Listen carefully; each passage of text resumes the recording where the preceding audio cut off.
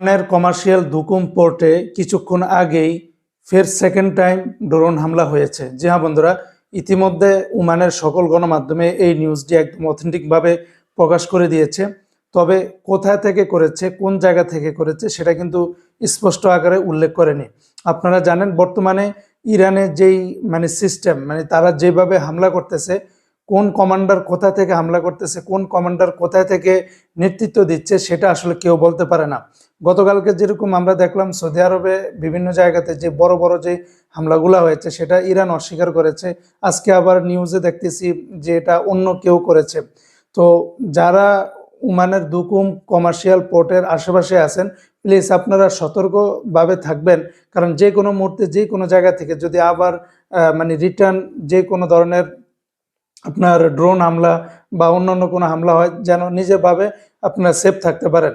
তবে second time যে ওমানে দুকুম কমার্শিয়াল পোর্টে যে হামলাটা হয়েছে সেখানে কোনো ধরনের প্রবাসীদের হতাহত বা এরকম কোনো ধরনের কোনো ঘটনা ঘটেনি।